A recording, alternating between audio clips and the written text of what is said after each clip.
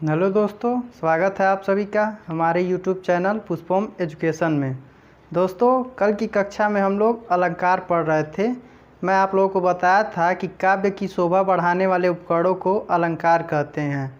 जिस प्रकार एक स्त्री के लिए उसकी सारी शोभा आभूषण बढ़ाता है, उसी प्रकार काव्य में शोभा बढ़ाने के लिए हम लोग अलंकार का प्रयोग करते हैं।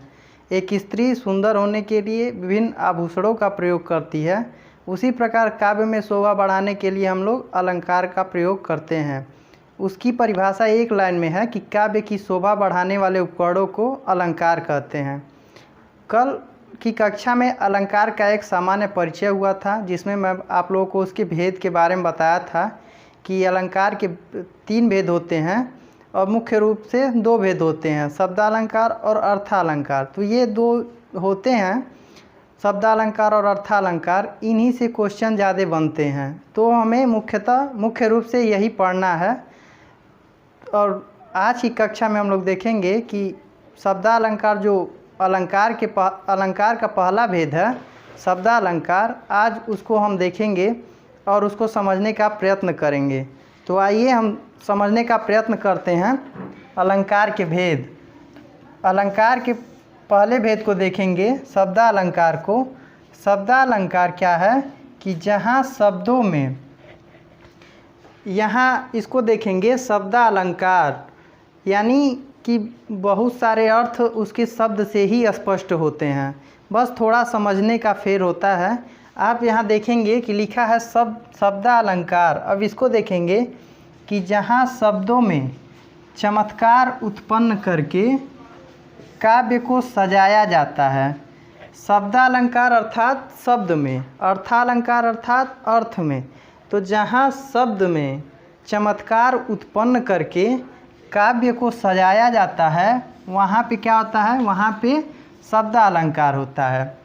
जहाँ शब्दों में चमत्कार उत्पन्न करके काव्य को सजाया जाता है, वहाँ शब्दालंकार होता है। अब शब्दालंकार के भेद होते हैं, जिसको कल की कक्षा में बताया गया था कि शब्दालंकार के कितने भेद होते हैं: अनुप्रास, यमक, श्लेष, विवक्षा, वक्रोक्ति। तो इन सारे भेद को हम आज की कक्षा में डिस्कस करेंगे। अब जो शब्दालंकार का पहला भेद होता है अनुप्रास, इसको हम देखेंगे। अनुप्रास, अनु का मतलब होता है दोहराना, अनुप्रास। अब इसकी परिभाषा देखेंगे कि जहाँ काव्य रचना में व्यंजन वर्णों की आवृत्ति बार बार हो, जहाँ काव्य रचना में व्यंजन वर्णों की आवृत्ति बार बार होने से चमत्कार उत्पन्न होता है, वहाँ अनुप्रास अलंकार होता है।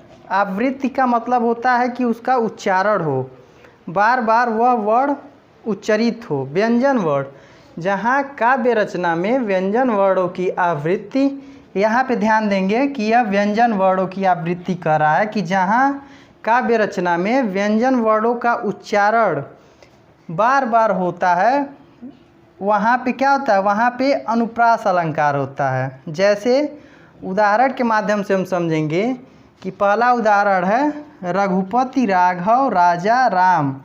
तो इसमें आप देखेंगे कि वह कौन सा व्यंजन वर्ण है जिसकी आवृत्ति बार बार हो रही है। तो यहाँ पे लिख रहा है रघुपति, तो यहाँ पे र देखेंगे रघुपति में भी है, फिर राघव में भी है, फिर राजा में भी है और राम में भी है। यानी यहाँ पे र वर्णों की आवृत्ति एक से अधिक बार हो रही है या बार बार हो रही है। तो जहाँ व्यंजन वर्णों, जिस काव्य रचना में व्यंजन वर्णों की आवृत्ति एक से अधिक बार होती है, वहाँ पे क्या होता है? वहाँ पे अनुप्रास होता है।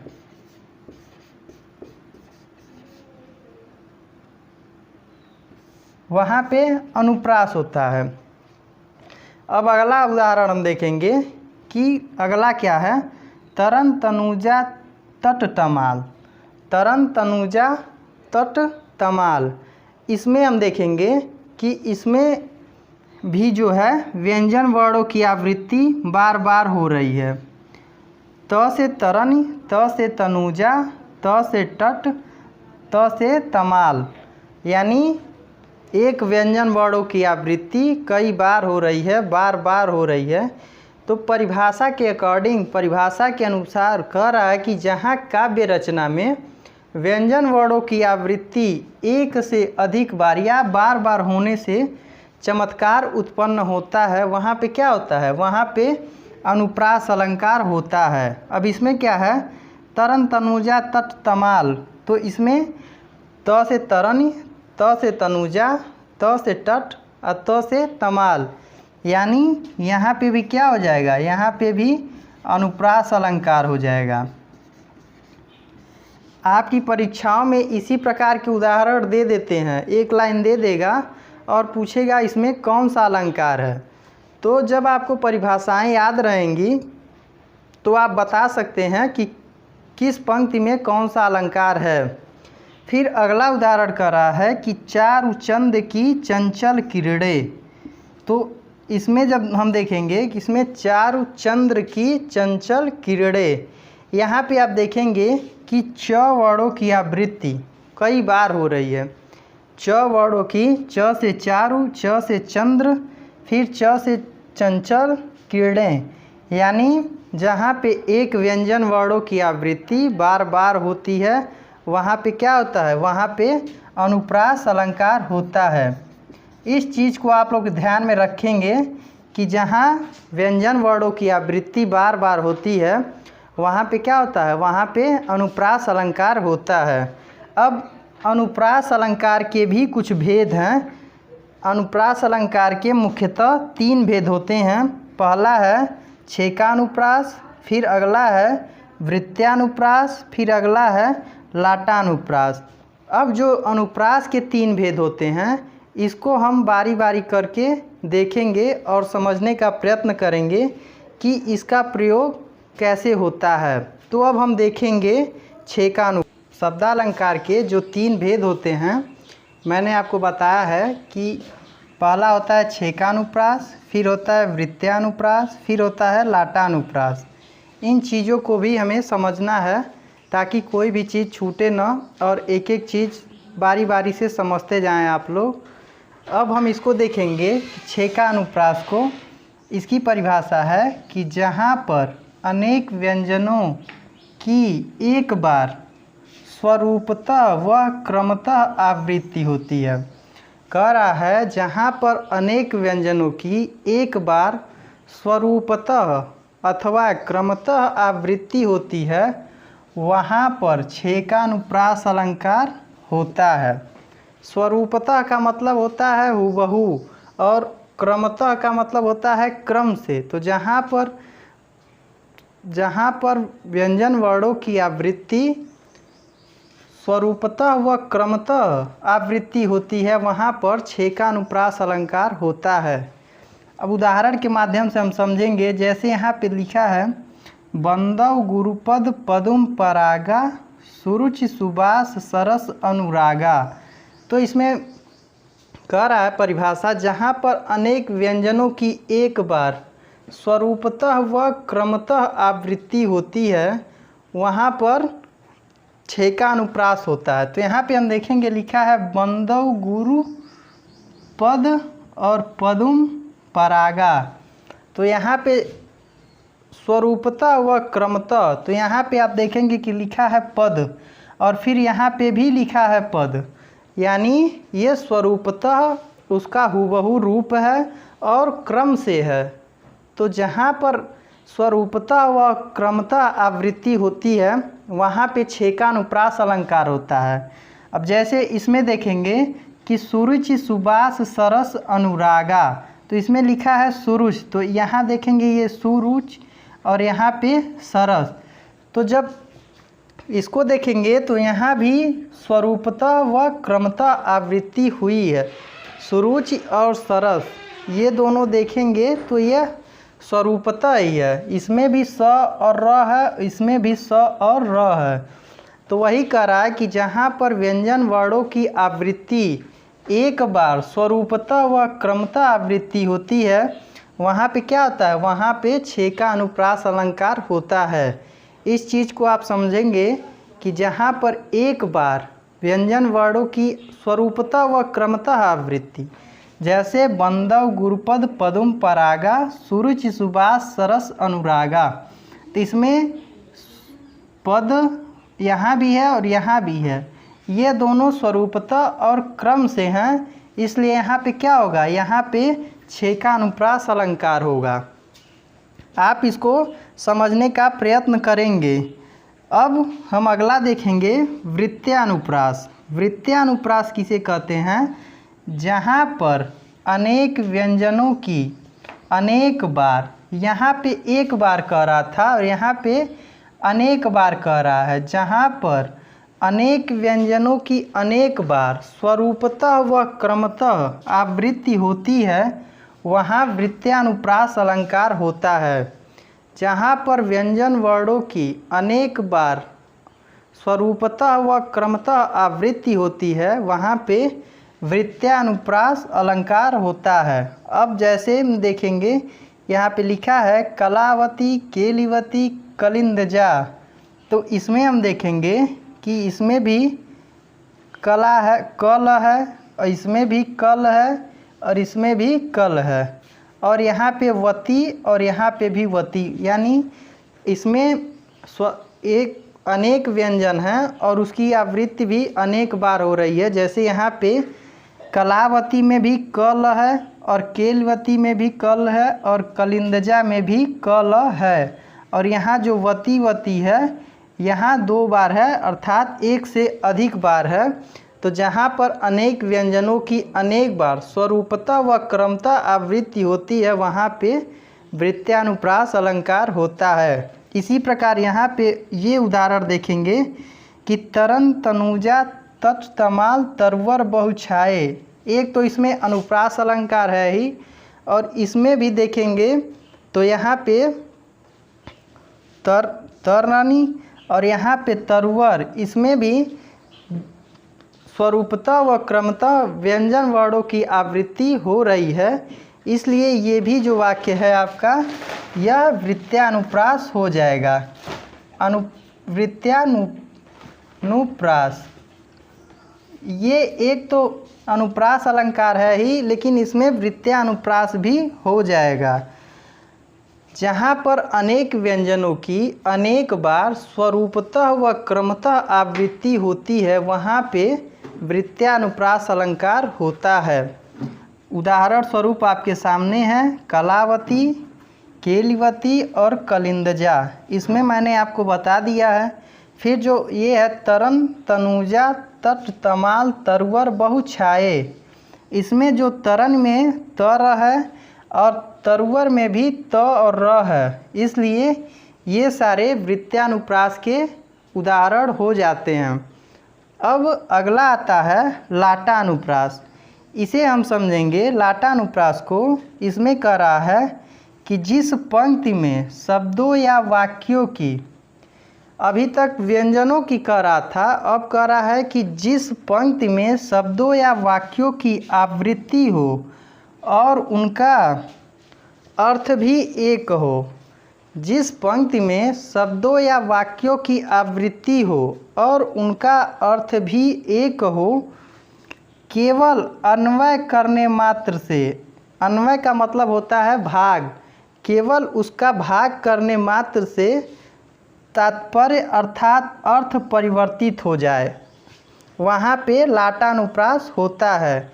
अन्वय करने से उसका तात्पर्य अथवा अर्थ परिवर्तित हो जाए, वहाँ पे लाटानुप्रास होता है। जिस पंक्ति में शब्दों या वाक्यों की आवृत्ति हो और उनका अर्थ भी एक हो, केवल अन्वय करने से तात्पर्य अर्थात अर्थ परिवर्तित हो जाए, वहाँ लाटानुप्रास होता है। अब हम इसके उदाहरण को देखेंगे कि लाटानुप्रास में कौन सा उदाहरण उपयुक्त है। इसका उदाहरण है पूत सपूत तो क्यों धन संचय, और पूत कपूत तो क्यों धन संचय, यानी कि कह रहा है, सबसे पहले तो हम इसकी परिभाषा के माध्यम से इसको समझेंगे कि परिभाषा थी, जिस पंक्ति में शब्दों या वाक्यों की आवृत्ति हो और उसका अर्थ भी एक हो, सिर्फ उसका अन्वय करने से उसके अर्थ में परिवर्तन आ जाए, वहाँ पे क्या होता है, वहाँ पे लाटानुप्रास होता है।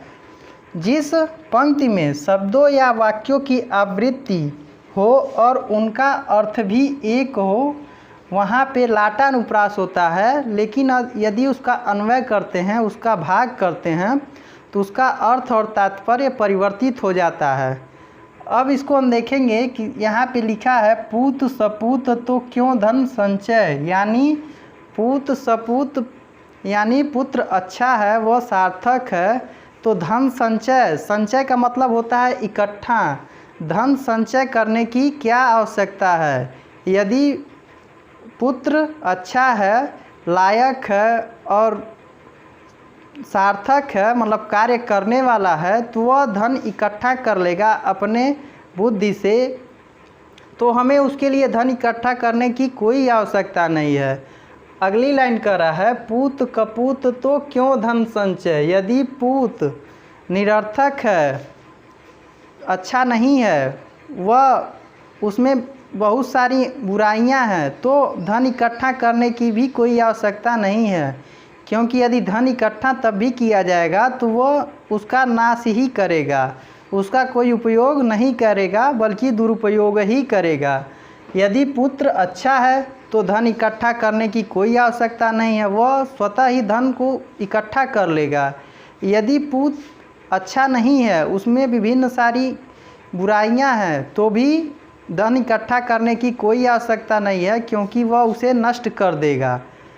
अब हम देखेंगे अगला जो अलंकार का भेद है, शब्दालंकार का जो दूसरा भेद है यमक अलंकार, उसको हम देखेंगे। इसकी परिभाषा है कि जहाँ एक शब्दों की आवृत्ति, कह रहा है कि जहाँ एक शब्दों की आवृत्ति दो या दो से अधिक बार होती है किंतु उनके अर्थ भिन्न भिन्न होते हैं, वहाँ यमक अलंकार होता है।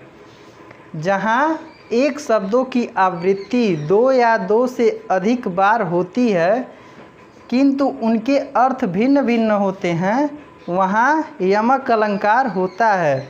जैसे हम देखेंगे उदाहरण में लिखा है कनक कनकते 100 गुनी मादकता अधिकाय, वा पाए बौराय नर वा खाए बौराय।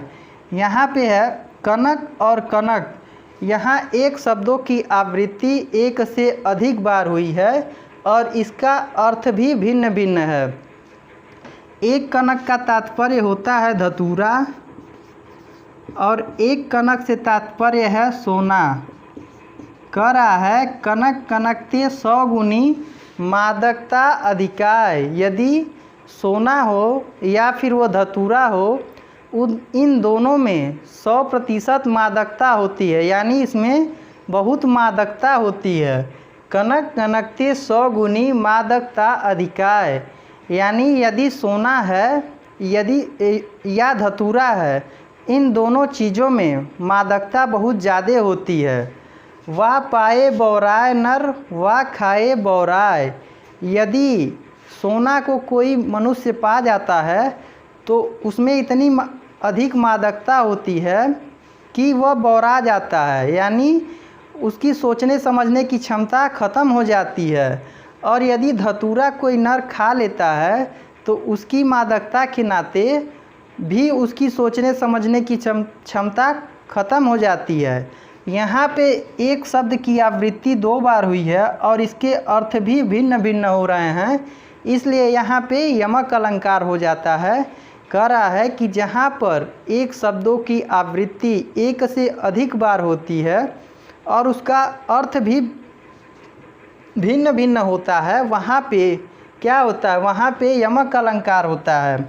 इसका उदाहरण है कनक कनकते 100 गुनी मादकता अधिकाय, वा पाए बौराय नर वा खाए बौराय।